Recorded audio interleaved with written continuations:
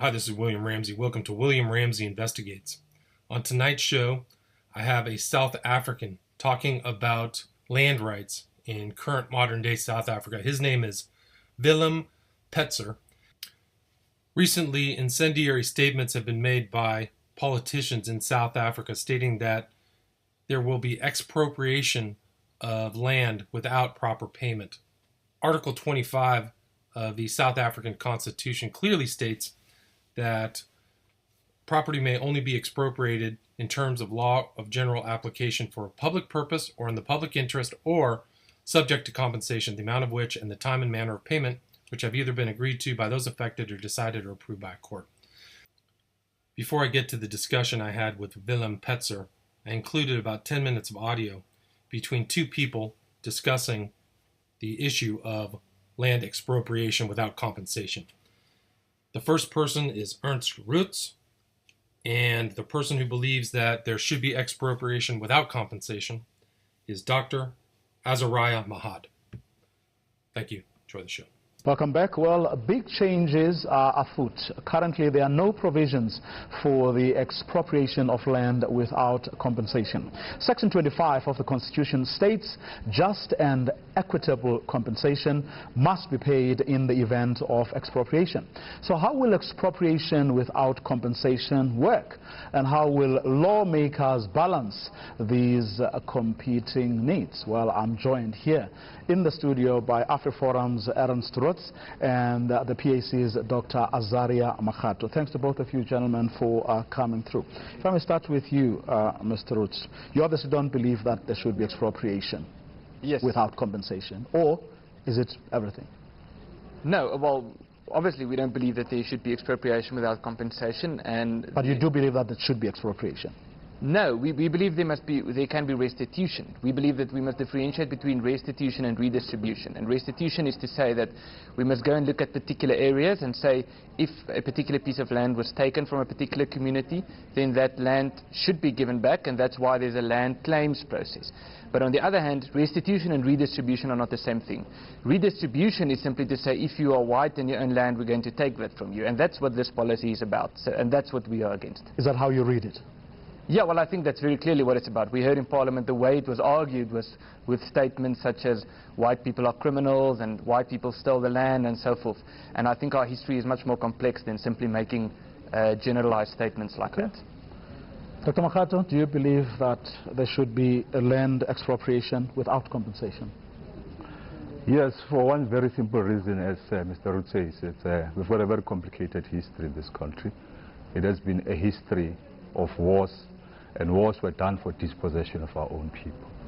That is why you call yourself an Afrikaner, an African of European extraction. And I call myself an African of an African extraction. We have a history in this country of oppression. I was part of the oppressed, you were part of the oppressor.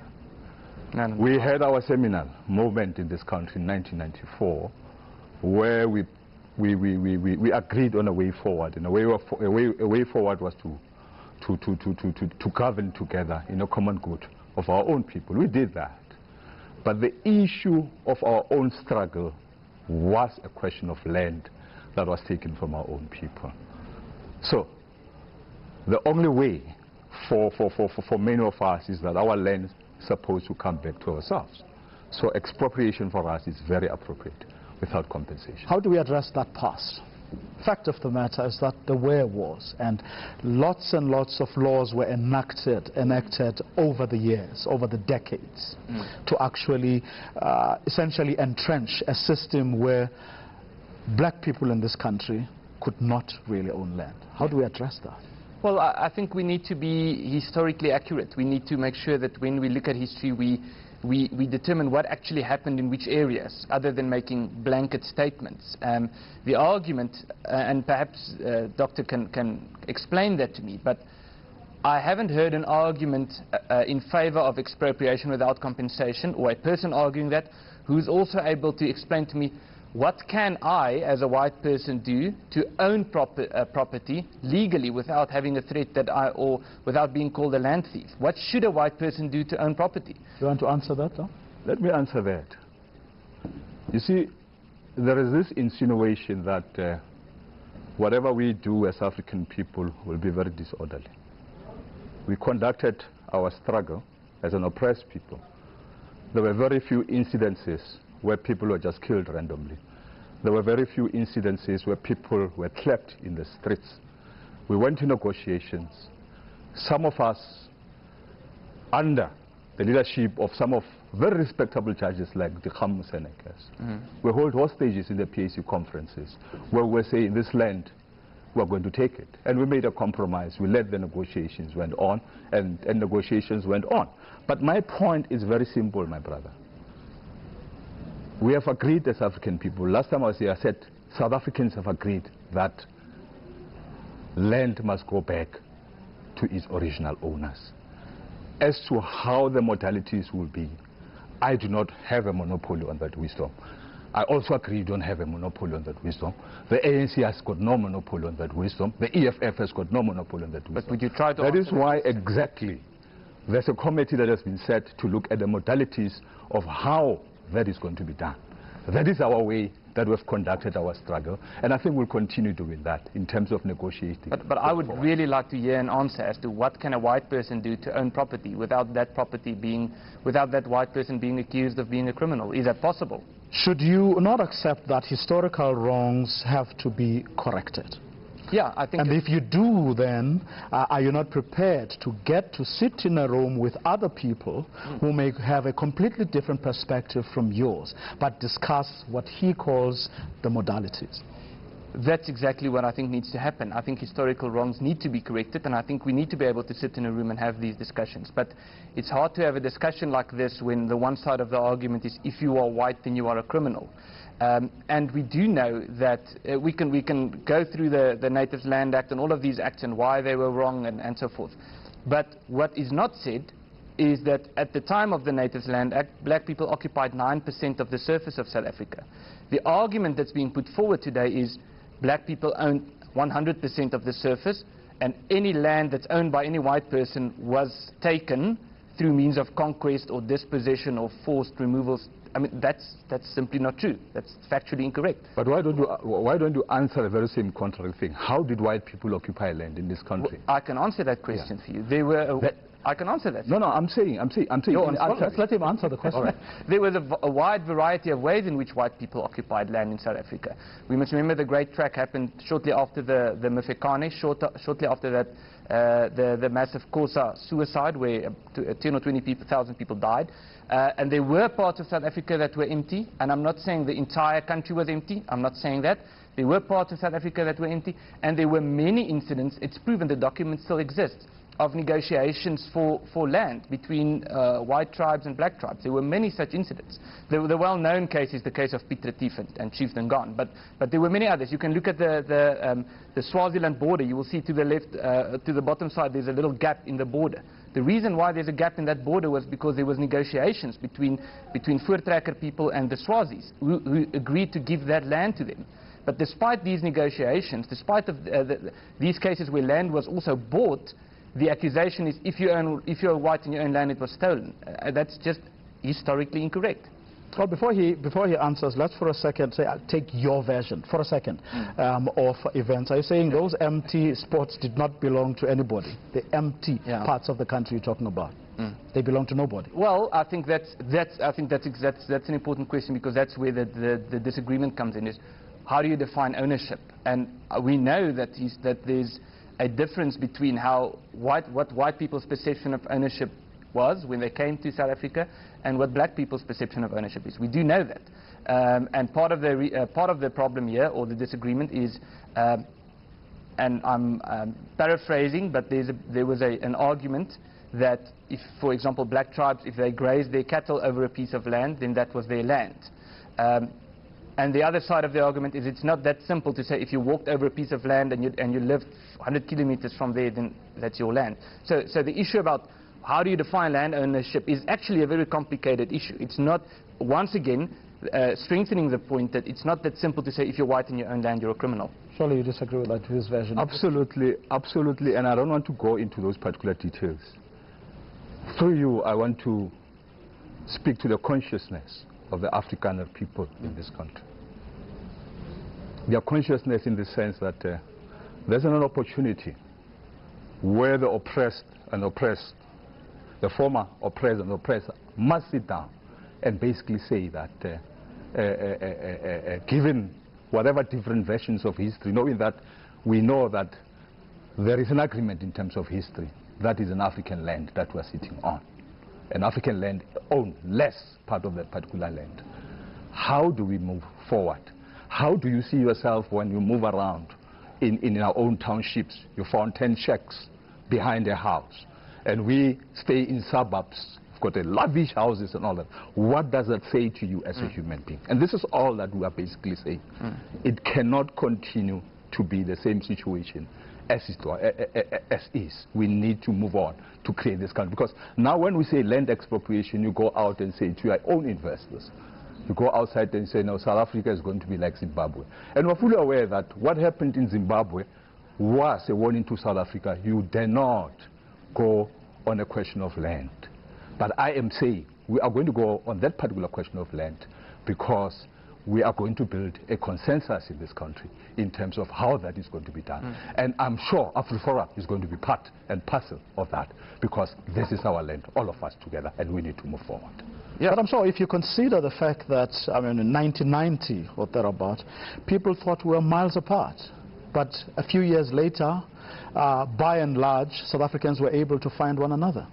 Yes, I think there was a Rainbow Nation bubble-us at some stage, but I'm still waiting for the answer as to what a white person can do to own property. And if you're not answering that question, I assume your position is if you're white, you cannot legally own property. Okay, let's say your question is not answered right now. But why do you object to getting or starting or being part of a process that will hopefully make us find one another? Yeah, well, we're not against being part of a process, we're not against starting a process, but we disagree with the content of the current process. I think there's a lot that can be done, and there are some radical things that the South African government can do right now that would make a big impact. Like the fact that 25% of people in this country live on state-owned land, and it's mostly black people, the black people that you spoke of, and more than 50% of them complain about the quality of that housing. A radical step could be to say, let's give title deeds to those people, because then that property... But that has been happening in the townships. No, that's not been happening. No. Well, if that's been happening, it's on a very, very minor scale, and that's the exact opposite to what the ANC proposes. The goal is to have the state own everything. That's what this is about. Few seconds. 10 seconds from you, Doc. There is basically no process that has been agreed on. A way forward must be created as to how we're going to go on as a society to do that. I have my own view. The EFF has got its own views. The ANC has got its own views. You've got your own views. You are advocating for protection of white interests. No, I'm advocating for protection of property rights. Okay, that's where we're going to leave it, unfortunately. Perhaps you can talk a little bit about your background and also contact information. Then we can just kind of go into what we discussed in, I briefly covered in our Twitter conversation. South Africa history, difference between the settlers and the English, and currently what's going on in South Africa in general, specifically in your part of the country. What part of South Africa are you in? All right. Do you want me to start with the history also? Do you think that's a good place to start? Americans have a very, I would say for me in particular, have a kind of general history of South Africa. We don't understand the different times that, kind of Europeans were there and the different type of tribal, regions that are in that area. So maybe you can just do a general history, maybe your family background too. Talk a little bit about yourself. All right, so the first Dutch people that came to South Africa, it was actually a shipwreck here in Table Bay, or the Cape of Storms, in 1644. And the Dutch colony in South Africa was never really a colony as the other ones that were state-sponsored. The Dutch colony was sponsored by the Dutch East Indian Company that wanted to set up a trading post here so they can supply their ships. Right. So they were all going to, Indonesia or something like that. Yes. They were mostly going to India to trade spices. Okay. So, sorry. Uh, After they stranded here in 1644, they found out it was an excellent place to set up a harbor. So the company imported some in 1652, brought some specialist farmers here to farm so that the ship can stop at South Africa and resupply on its way to India. Okay. And that's how the Dutch colony started here. And then later, the French Huguenots fled because of the religious persecution in France.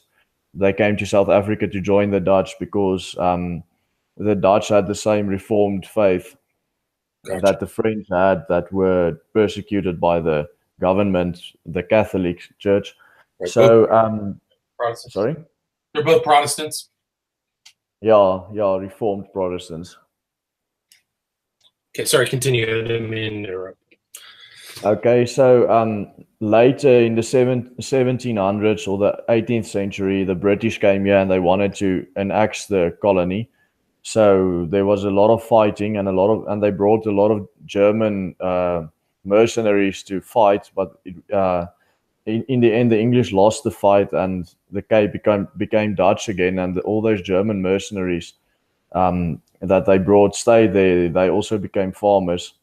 Part of the Dutch colony, and only a lot later, around the end of the 18th century, the British came again with more mercenaries, and they took over the colony again, and this time they were successful. So then the Dutch and the Germans that were mercenaries brought here by the English got tired of the British rule, because the British imposed a lot of taxes on them and their products and so on. So they decided they don't want these taxes. It sounds like the American colonial era. Exactly the same. It's the exact same reason as well. They felt oppressed because of all the taxes. So then they decided to move out of the Cape Province and start their own country, which later became the Boer republics of Transvaal and Natalia and Vryheid and Stellaland and the Orange Free State. Those are the Boer republics they formed. Gotcha. All these republics later... Sorry, just let the listener know. Basically, these people who had been there all went northeast, kind of up, and the Transvaal means they're going past the Vaal River. So Exactly. Sorry to interrupt. And that was the exact same time they came into contact with the Bantu tribes. Before that, they like in the Cape Colony, they were never in contact with black tribes, because the indigenous tribe there is called the Khoi. But they basically extinct now, because they were later hunted down and genocided by the Zulus. The Zulus came here in 1816. That's when they established their kingdom here in South Africa. So that's quite something if you look at the dates, 1652, which the Dutch came here, versus 1816 when the Zulus came here. You can see who was in this land first and whose land it actually is. Okay. And I know a very good historian. His name is Dan Ruet. You can also follow him on Twitter. He's quite active on there. He documented that during the time of apartheid, that was in the 1900s, in the 20th century, there was only about 1 million blacks in South Africa, but a lot of black people from all over Africa immigrated here up until the 50 million we have now. So even though they were saying, they were always talking about how oppressive the apartheid system is, they voted with their feet. All these immigrants came here, millions and millions and millions of them, and now they are the ones causing the trouble. They are the ones that want to get the land back, even though it's historically proven that they never owned any land here in South Africa. Interesting. They only immigrated here in the last 100 years or 200 years. And that immigration is still happening into South Africa as an economic engine. There's more recent African, like different people who had never been in South Africa before, like Nigerians, other parts of the country. Is that correct? Yeah, there's a lot of immigration still today, but not as much as there was back in the day of apartheid. Because if you look at our black jobless percentage, it's over 40% now. Over 40% of black people are jobless at this moment, and that's why it's not as economically viable for them to migrate to South Africa anymore, like they did for the past 100 to 150 years. So all these North Africans now mostly migrate to Europe and not to South Africa anymore. I see. So that explains that pressure. Then, so the Boer, I mean, the settlers who moved northeast, there were two wars against the British Empire in the 19th century, right? Two recurrent wars but the British really had their eye on South Africa because they found the mineral, the gold and the diamonds, right? So that created yeah, that was only much later. That was actually at the end of the 19th century to the beginning of the 20th century. The war only ended in let's say 1912, when the Union of South Africa was established, and the British basically gave power to the Boer generals Jan Smuts and Louis Botha. They told them, now you guys are in charge of the whole South Africa, but you become part of the Commonwealth. Gotcha. So yeah, and then only in 1962, the Boer people decided they don't want to be part of the Commonwealth anymore. They actually want to be a fully independent republic. So that's when we had our unilateral Declaration of Independence in 1962. But yeah, after the takeover of the communists in 1994, for some reason they were immediately taken back into the Commonwealth. So now we are in the Commonwealth again. Didn't know that. Interesting. Yeah. And I mean, the communists, I mean, have grown in power there. I mean, you can see some of these newer leaders there, Julius Malema, they all were all red, right? So they're just. Yeah, the ANC is actually in a coalition government with the South African Communist Party. Gotcha.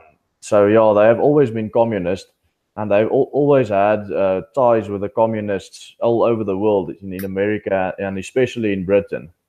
Right. That's where they got all their funding from. Right, and it wasn't. I'm blanking on the name. What was the guy's name? He was a communist too. Who became the first president after? Yes, Mandela. Nelson Mandela. A lot of people don't know that. Yeah.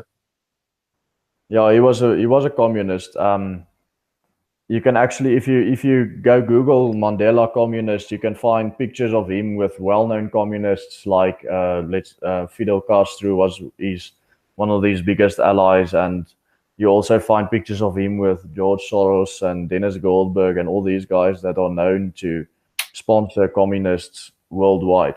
Right. And they still do. Well, he went to jail. Mandela went to jail for insurrection. He was bombing places, if I remember correctly. I don't know the exact. I think he wasn't. I mean, he became this kind of poster boy for the anti-apartheid movement, but his early history was violent revolution. Would you agree with that? Yes, definitely, but it wasn't really a violent revolution against the white government, because I think he knew that if he wanted to pick a fight with the white government, he would have been destroyed. So most of the fights and most of the executions were in the black parts, because most of the black people in that time did not support the Communist Party and the ANC. So the only way they could force those black people to support the ANC and the Communist Party was by violent force. So about 20,000 people were killed under command of Nelson Mandela, and about most of them were black. Only about 600 of the victims were white, but the other 20,000 were all black. Fascinating. You know, those are facts that get left out in our media. You know, the sympathetic media here in the States, I would say, always promoted this image of Mandela as this kind of grandfatherly, you know, hero, kind of like Abraham Lincoln of the South Africa. So, you know, we don't hear about. That was basically mostly George Soros and the Open Society Foundation that started bombarding the media with that image of Mandela, which was actually laughable because we all knew that wasn't true. But nowadays, if you look at the world, if you look at the international community, that's the image they have of him. Right. Interesting.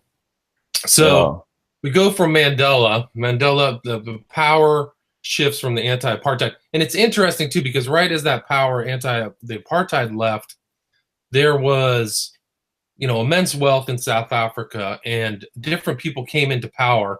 They're talking about current day land reform, like literally taking land from current owners, but there was land reform after apartheid ended.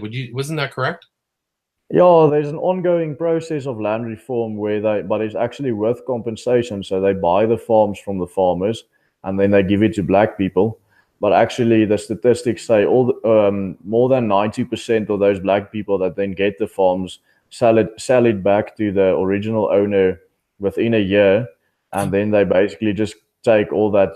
It can be more than $1 million, which they then just get for themselves. So most of them are just in it for the money. They don't want the land; they just want the money.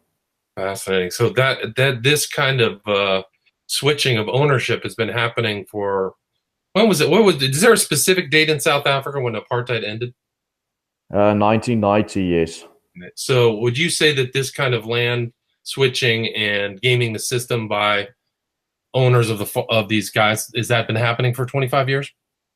It's been happening since 1996, so it's been happening for 22 years now. Gotcha. And the expenditures on land reform by the government of South Africa are in the hundreds of millions of dollars, right? There's huge expenditures to try to redistribute the land in a capitalist system, right? So the government purchases the land, right?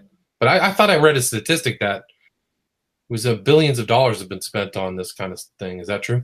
Yes, it's more than $1 billion nowadays. AfriForum, one of the civil rights organizations here in South Africa, they calculated that if all the money that has been spent on land reform was just spent to buy up the land, the government could have bought all the farms and all the real estate in South Africa 1.6 times. Wow, that's incredible. So we don't know where all of that money went, but all we do know, it all went into corruption and into the pockets of the top dogs of the ANC and the South African Communist Party. Well, can you talk about the current corruption in South Africa? Yes, corruption is extremely common in the government. Millions or actually billions of dollars get stolen every year. It's more than $1 billion American dollars, which is quite funny because more money gets stolen via corruption than the international foreign aid that South Africa receives. So one can almost say that they steal all of the foreign aid that South Africa receives, plus some of the taxpayers' money as well. Interesting. So I'm assuming that money is taken away and not put into public programs, road building, etc. Not at all, because the United States actually sponsored $350 million last year to South Africa, which was supposed to go into health programs for people with sicknesses like tuberculosis and HIV/AIDS and so on, and none of that money went into any health programs. It all just disappeared. Fascinating. Is HIV still a major concern in South Africa? HIV/AIDS? Quite so, yeah. They passed a law in South Africa where nobody is allowed to speak about HIV, the HIV status of anyone else. So it's not allowed to know. You are not allowed to know if someone's got AIDS. That's quite a stupid law. So the official numbers are not. There are no official numbers, only guesses, and the guesses are that it's around 20% of the population. But many people who actually look at the available statistics and calculate them say that the HIV number could actually be higher. It could be closer to 40%. I know the neighboring nation of Swaziland is almost 50% HIV/AIDS because they still keep those statistics.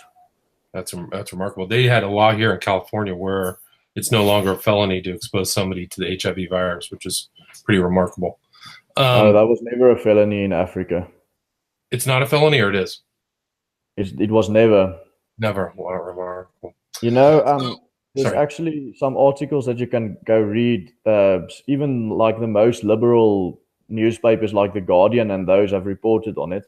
So around around about 1 in 3 men in South Africa are admitting that they practice rape, and there's this massive what do you call it in English, superstition amongst the Africans that if they have sex with a virgin, they will be cured from HIV/AIDS. So these people then rape little girls, which they are sure are virgins that never had puberty yet. So they rape them because they think that they can that they will be cured from AIDS. And now statistically, it's more common for a little girl to be raped before she learned to read than the other way around. That's terrifying. That's terrible. It's interesting you brought that up. That's part of the Muti kind of witchcraft belief there. I came across another South African by the name of Cobus Jonker. Have you ever heard of Cobus Jonker? No, I didn't. He was a witchcraft. He was a policeman, I believe, in Johannesburg, who they actually had their own. They had so much witchcraft happening in South Africa that the police there created their own department, and he was the head. But that was only during apartheid. They took that away now. Gotcha. And that same department actually also looked at cannibalism, which was also big here in South Africa. And when they took that away, cannibalism started to pick up again. So you can also Google that, cannibalism in South Africa. You'll get a lot of articles because now that's becoming a trend here in South Africa again amongst the black tribes. Remarkable. So since apartheid ended, would you say that the country is kind of on a downward spiral? I mean, we can bring all the things we've talked about the past up to the present day, where something like 60 to 70,000 people have been murdered in the last 15 years. There's been raids on farms in South Africa. And just recently, one of the reasons that I wanted to talk with somebody from South Africa was the statement by Julius Malema about how, the redistribution of wealth there will be taking place by force. So would you say, what are your positions of the future there? Well, the murders is an ongoing thing. This one woman called Sunette Bridges actually compiled a list of all the white people that were murdered by black people, and that came to 70,000 in 2013. But she stopped doing that. Then these other people took it over. Miljoen vir Steve, they call themselves, and they put that number at 85,000 right now. But it's impossible to get these statistics or to verify these statistics because the government passed a law that's made it illegal to put race in the statistics of crime. They passed that law in 2008, and then since 2008, there was no race in the statistics, only numbers. Okay. And I mean, this is still, in some of the videos and some of the pictures that I've seen, it looks like it's like there's a Mad Max world there in South Africa where, you leave your house, it's a roll of the dice. It is actually, I posted on Twitter one day a few photos of my own house and the security that I have here. And I actually made a joke about this American movie called The Purge. And then I said, they've got nothing on us there. Like in that movie, they install these massive security measures so that nobody can come into their houses. And then our houses actually have more security than those houses have in that dystopian apocalyptical world in that movie.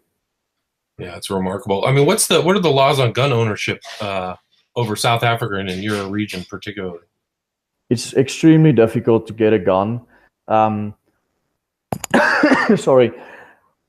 In 2000, they passed these new gun control laws, which basically gave the state all the power to decide whether you're allowed to have a firearm or not. And then all the people had to hand in their firearms. And then nowadays, it's so difficult to get a firearm. I mean, I know of people that have waited 2-3 years for their license to get, for them to get a license approved by the state, because it takes so long to get that license. And then many of the times, the state just rejects the license for no reason at all. I mean, I've got friends who applied for a license 3 times now and got rejected all 3 times. And these friends of mine have never even had anything against them, no criminal record, not even a parking fine or a speeding ticket. So yeah, that's basically what's gun controls now in South Africa. That's a shame. I mean, at some point there was, I mean, I assume that the kind of pioneers all had guns. Well, I mean, it kind of was like the American Wild West or the Western thing, like all guns and, you know, all kinds of handmade weaponry. Why did that kind of gun ownership, how did that, I mean, is that something that happened at the end of apartheid, that it was taken away from people, or the rifles were taken away, or? Yes, that's what I just said is in 2000, in the year 2000, they passed these new gun control laws and everyone had to hand in their firearms or apply for new licenses.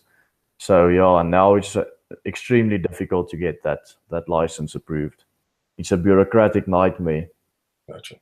And so the current leadership is Ramaphosa, is that correct? Ramaphosa. So Ramaphosa has also said some made some incendiary statements. Can you talk about that?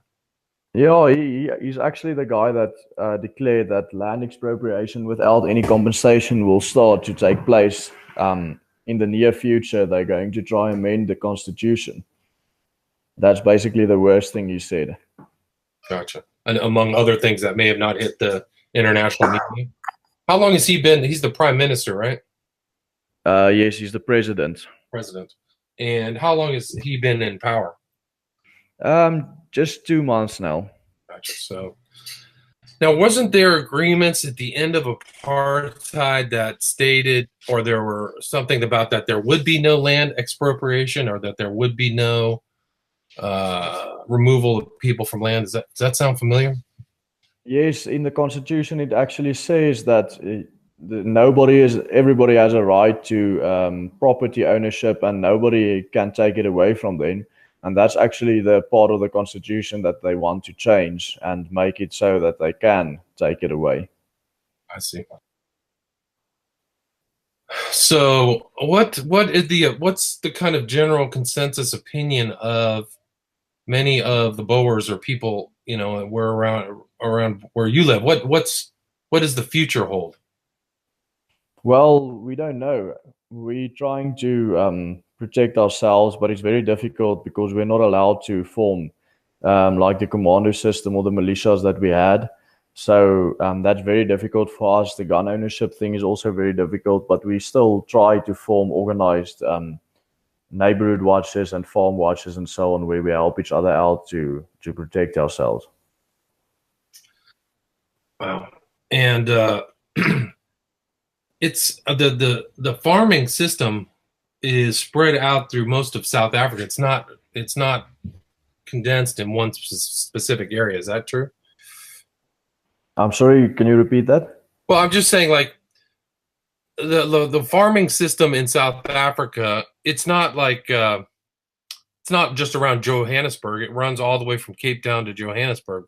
It's not. Oh yes, the farming system in South Africa is countrywide. It's from Cape Town to Johannesburg, north of Johannesburg, west of Johannesburg, east of Johannesburg, everywhere. Like the whole country is full of farms. Gotcha. I mean, that's what I'm saying. Like here in California, the farms are all in the Central Valley. I mean, there's some spread out, but I mean, are people talking about what happened in Zimbabwe as an example of the potential future? Exactly. A lot of people, especially economists, say South Africa's future is going to be the same as Zimbabwe. It's interesting that you say that because I've got a lot of knowledge on agriculture, and in Zimbabwe, it's one of the easiest countries in the world to farm. I mean, they've got the most fertile soil of anywhere in the world. They've got very high rainfall. They've got a high water table, all of those conditions that make it excellent for farming, yet they still failed miserably when they took the farms away from the European farmers. And here in South Africa, it's the complete opposite. It's very, very, very difficult to farm in South Africa because we have most of the country is semi-desert, and we have very low rainfall. We have a very low water table. It's very difficult to farm here. That's why we think there were no Bantu tribes here when we came here, because it was impossible for them to farm here. And if it was so difficult for Zimbabwe to start farming on their own in that great conditions for farming, I don't even know what's going to happen in South Africa, where it's actually very difficult to farm. I mean, one of the examples of Zimbabwe is they took these viable working farms and gave it to people without the specific knowledge or understanding, and then they bungled it in addition to many other things. And my understanding is that they're actually trying to invite the people who they disowned from the land back to farm again. Is that true? We don't really know if it's true or not. It's very unpredictable, that president they've got there. Gotcha. I think Mugabe's no longer there, right? Yeah, Mugabe's not there. It's this new president they've got. I forgot what his name was, but he said he wants to give it back to white farmers, and then later he retracted that statement again and so on. But yeah, that whole country is a mess now. I mean, I've posted tweets about this video and photo evidence. They actually eat rats, and they sell rats on the street to eat, because that's the only meat that they've got left in that country. Remarkable. And then what's the population of Zimbabwe? 25 mil? I wonder what that is. Yeah, it will be closer to 20 mil. I mean, most of the immigrants, most of them immigrated out of the country. Oh, remarkable. Yeah, it's 16 million right now. So yeah, so it became a lot less. I think it was, yeah, I don't know. It's about 16.1 mil. I would guess around about now. Now, do you, as far as people leaving the country, is there a proportion of the settler population, the former settler population, that wants to travel, to go somewhere else, to immigrate?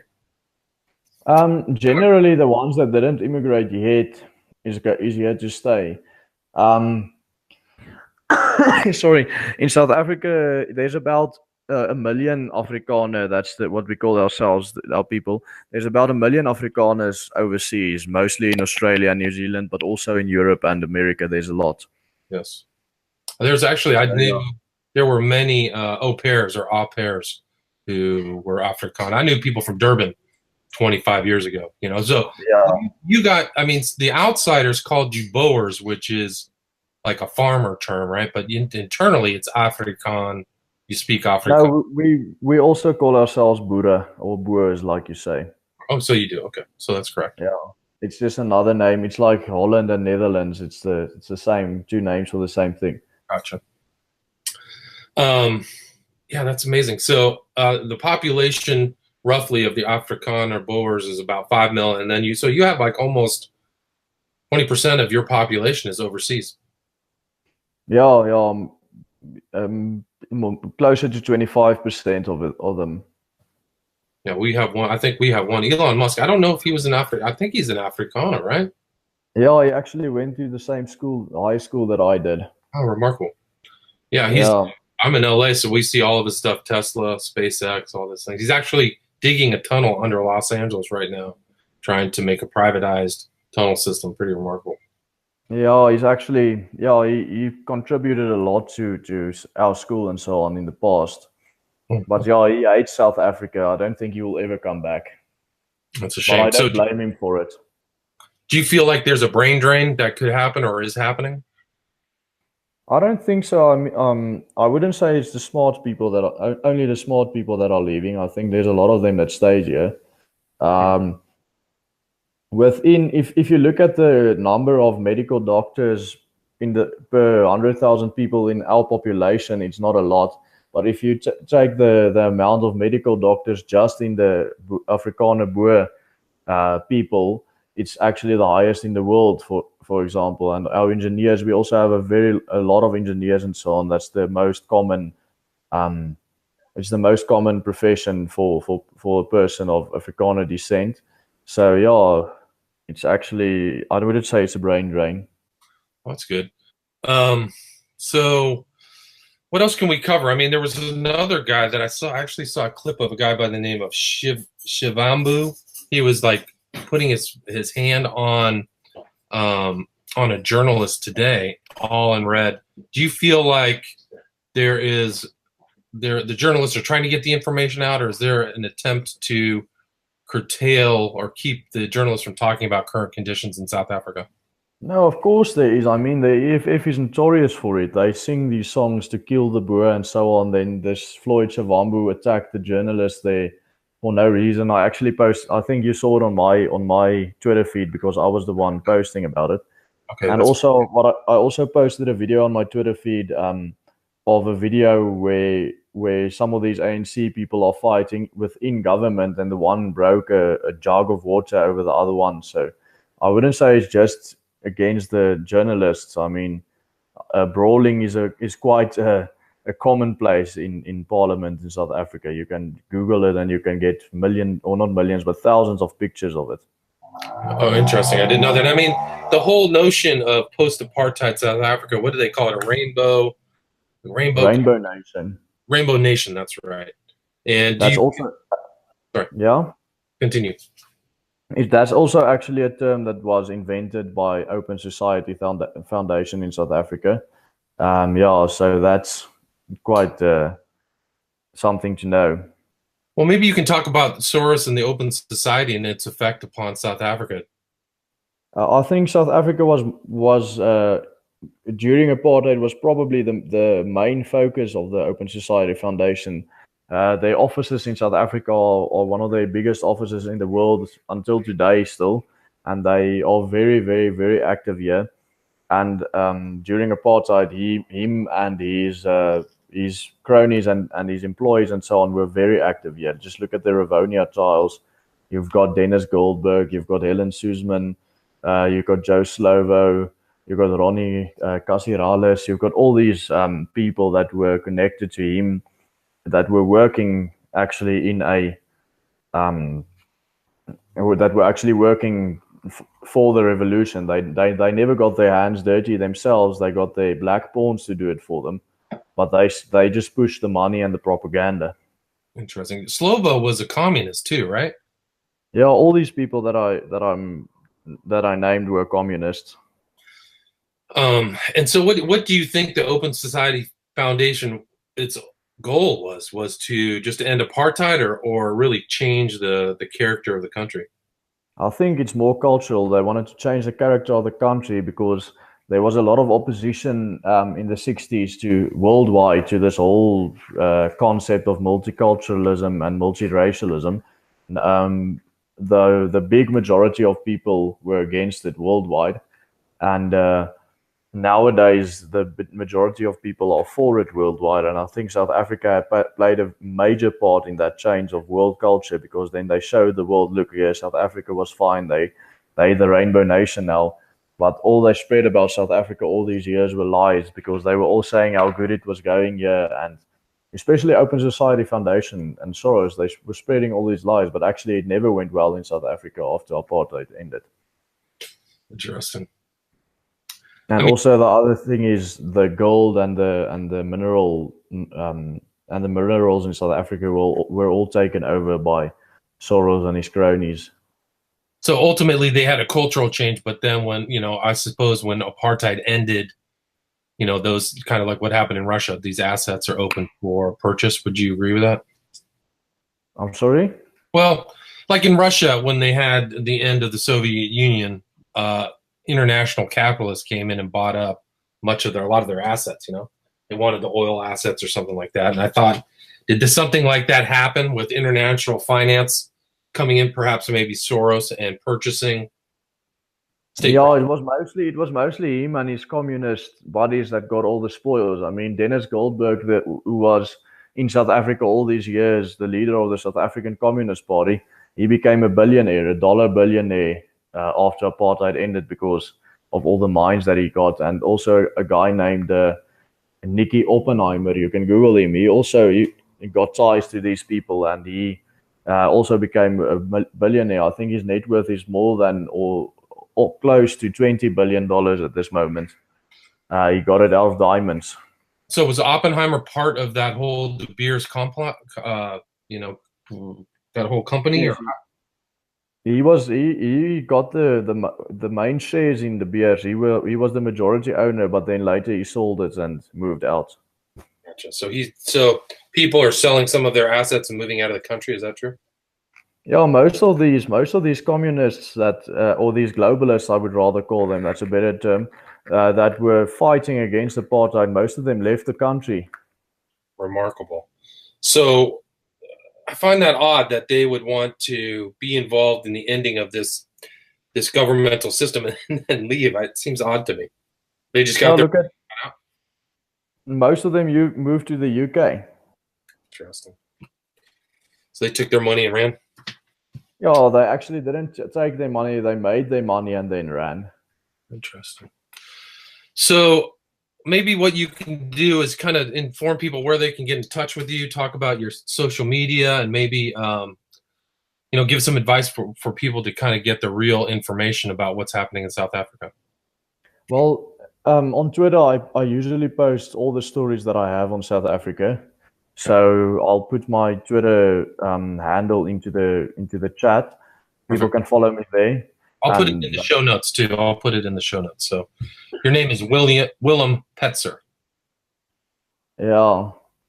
But my Twitter handle is just like @Willem, but it's spelled the Dutch way and just PET as I put it into the chat right now. Okay, cool. And then what other areas are worth checking out for people who aren't in South Africa? What other reporting do you recommend? I wouldn't recommend mainstream reporting from South Africa because they are very slow and they're very biased. Like most of the time, I have these stories 2 or 3 days before the media had them, and then I post them. But I would also recommend them if they want to follow the news in South Africa quite closely. They should follow this guy called Ian Cameron. E.M. Cameron. Is that what you said? E.M. or Ian Cameron. I-A-N Cameron. Exactly. I'll quickly go onto Twitter right now and go get his handle, and I'll also post that into the group. He's very involved in the whole farm murder thing. He's head of the security at AfriForum, so he usually has these information first. There we go. It's @IanCameron23. Yeah. I'll put all that stuff in the show notes. And anything else? Any other person? I think they should follow AfriForum too. And AFRI Forum, FORUM. Yes, exactly. So Ian Cameron, AfriForum, cover you. Yeah, exactly. So they do the most of the things. Yeah, the thing is, there's not much media in South Africa that's on the internet available yet because we're a little bit behind. But as I said, some of these guys like myself and Ian and them are very active on Twitter, posting the stories and so on. Gotcha. Oh, another guy that I was following was Rational Gent. Have you heard of Rational Gent? Yeah, he's actually a friend of mine in real life. Okay, gotcha. So I think that's how I actually came across you, was through him. Yeah. So what do you think the effect of all of these, I mean, if you look at Ian Cameron stuff, these marches and things like that, are they falling on deaf ears or? They are definitely falling on deaf ears here in South Africa. The government and so on doesn't give a damn what they say, especially AfriForum and these people. But in the international community, they are raising a lot of awareness because it's not just the government that sees it. I think like the Australian newspapers at this moment are reporting more stuff on South Africa than the actual local newspapers do. Wow, that's remarkable. Yeah, they said, I mean, I've heard that there was somebody in their parliament who was going to table a emergency measure if people wanted to flee South Africa or something like that. So they seem to be. Yeah, they're quite on it. Yeah, that's good. That's in the States. I don't think so. I don't think too many people. Not yet. Yeah. But people are starting to I don't know if you know Ann Coulter. Yes.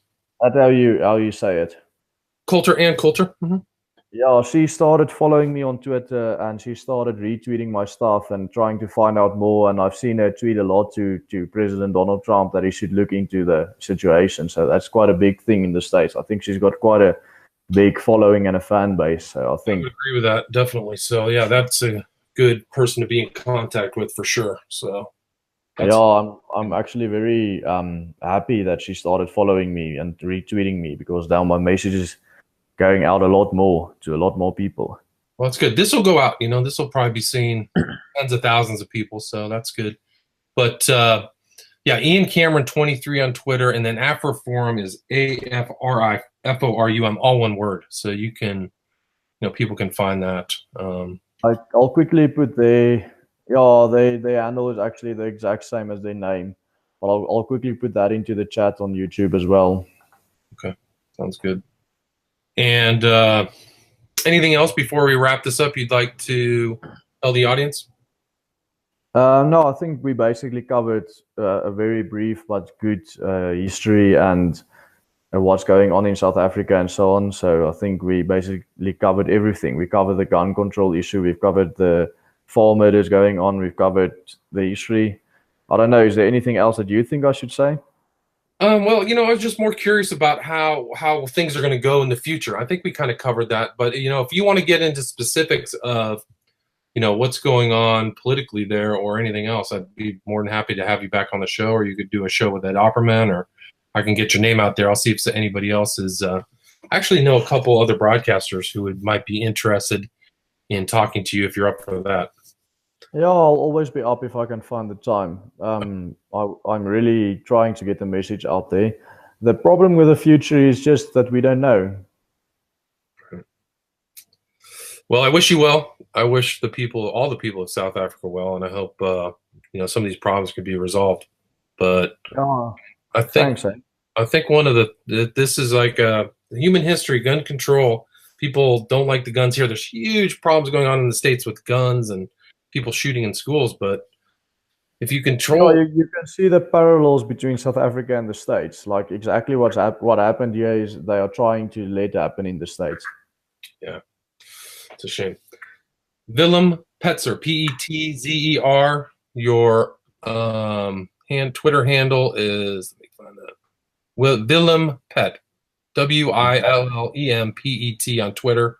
I would suggest people go and follow him, get some excellent information, and he also posts very current videos. So, Willem, thank you very much for your time. Thank you for having me. Great. Have a good evening. Thank you. You too.